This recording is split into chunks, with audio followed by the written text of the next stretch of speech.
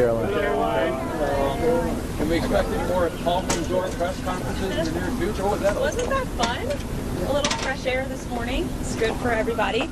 You heard from the president earlier. You'll hear from him again at 5 o'clock. As you all know, he's signing executive orders. There will be 7 executive orders, by my count, focused on education. Secretary Linda McMahon will be here in the Oval Office as well. I won't get ahead of them, but we'll see you all there, and the president will take some questions, but I'll take some now, too. Caroline, what have these huge tariffs on China accomplished? Leverage and ensuring the rest of the world knows that the United States of America is no longer going to be ripped off. President Trump has made that very clear, not just with China, but with almost every single country on the planet. There have been hundreds of countries now that have reached out to the United States, to the Trump administration, to make deals.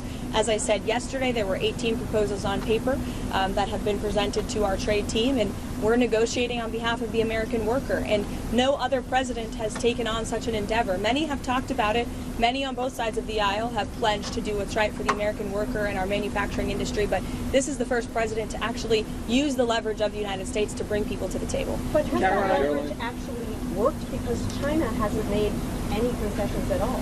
Have some patience and you will see. We just heard from President Trump on Truth Social talking about Zelensky in the Wall Street Journal article that just came out.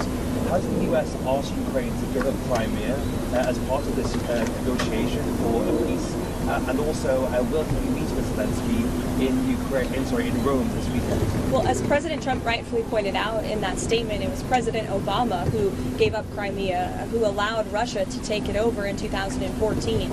And so the president is not asking Ukraine to recognize Crimea. Nobody has asked them to do that. What he is asking is for people to come to the negotiating table recognizing that this has been a brutal war for far too long. And in order to make a good deal, both sides have to walk away a little bit unhappy.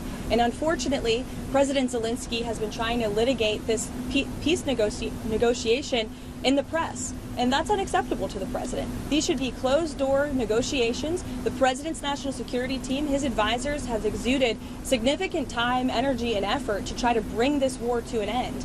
The American taxpayer has funded billions of dollars in this effort, and enough is enough. The president's frustrated. His patience is running very thin. He wants to do what's right for the world. He wants to see peace. He wants to see the killing stop.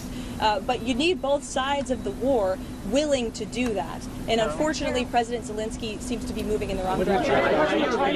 Does the president think that Europeans are doing enough, and some countries are spending more in defense, reaching the 2% threshold? So what does the president think about European support for Ukraine? Look, the president has always maintained that Europe always needs to do more, whether it's in the effort to end this war in Russia and Ukraine, whether it is in terms of their spending when it comes to NATO and their own defense spending as well. He's made that clear to them in private and also in public. You've seen it when we've had many different European leaders coming to the White House. We'll have one tomorrow, of course. Norway will be here tomorrow. Caroline, has the president, in his conversations with the has he threatened to walk away if that is not accepted by the end of the day today? Not by the end of the day today, but the president has maintained that his frustration is growing and he needs to see this thing come to an end. Caroline, can I ask you? Will President Trump and President Putin meet in Saudi Arabia next month? Is that the plan?